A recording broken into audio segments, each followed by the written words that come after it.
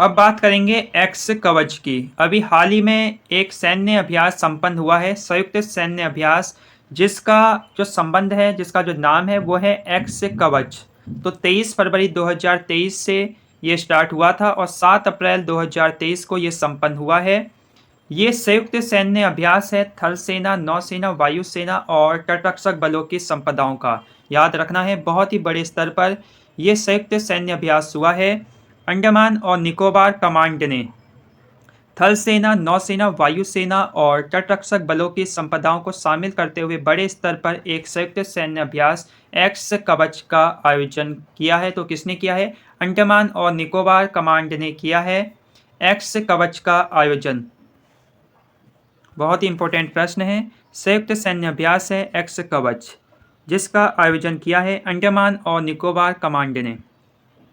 वहीं राष्ट्रीय स्टार्टअप पुरस्कारों के लिए आवेदन आमंत्रित किए गए हैं, जिसकी अंतिम तिथि है 31/5/2023। आपको बताना है राष्ट्रीय स्टार्टअप पुरस्कार की शुरुआत किस वर्ष हुई? तो राष्ट्रीय स्टार्टअप पुरस्कार की शुरुआत होती है वर्ष 2020 में।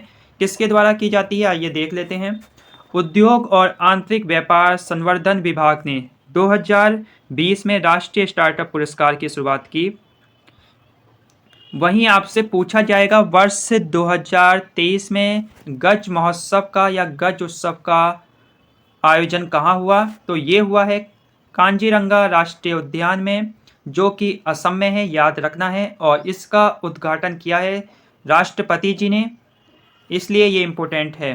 तो पूछा जाएगा वर्ष 2023 का गज उत्सव कहाँ मनाया गया? तो आप कहोगे कांजीरंगा राष्ट्रीय उद्यान यानी असम में।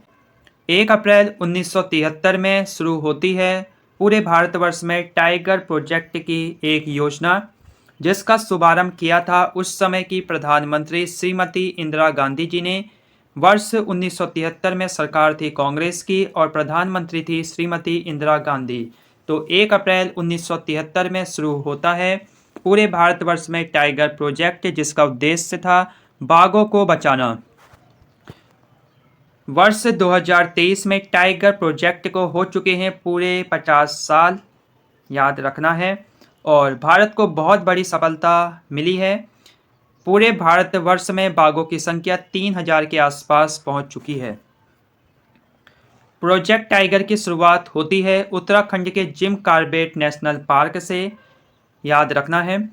उस समय प्रोजेक्ट टाइगर का उद्देश्य बिल्कुल स्पष्ट था, रॉयल बंगाल टाइगर को विलुप्त होने से बचाना। अगर हम बात करें वर्तमान समय की, तो वर्तमान समय यानी वर्ष 2022 में बाघों की संख्या पहुंच चुकी है 3167। प्रश्न बन सकता है एग्जाम में। वहीं प्रोजेक्ट टाइगर के 50 साल पूरे होने पर प्रधानमंत्री ने एक उद्घाटन सत्र किया। प्रधानमंत्री ने इंटरनेशनल बिग कैट अलायंस का भी शुभारंभ किया। आइए जानते हैं इसका क्या उद्देश्य है। इंटरनेशनल बिग कैट अलायंस का उद्घाटन किसने किया, शुभारंभ किसने किया और कब किया? तो ये किया है 2023 में, याद रखना है। इसका जो उद्देश्य है बाघ और शेर सहित दुनिया की 7 प्रमुख बड़ी बिल्लियों के संरक्षण पर ध्यान केंद्रित करना है।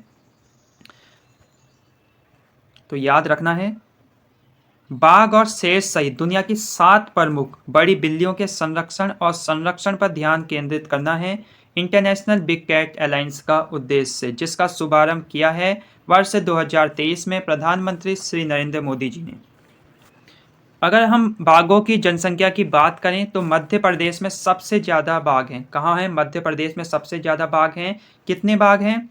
तो बाघ हैं 526। उसके बाद कर्नाटक का नंबर आता है, तो कर्नाटक में 2 कम करने हैं, 524 बाघ हैं कर्नाटक में। और हमारे प्यारे उत्तराखंड का तीसरा स्थान है और उत्तराखंड में हैं 442 बाघ। याद रखना है सबसे पहले एमपी, उसके बाद कर्नाटक, उसके बाद उत्तराखंड। एमपी में 526, कर्नाटक में 524 और उत्तराखंड में 442।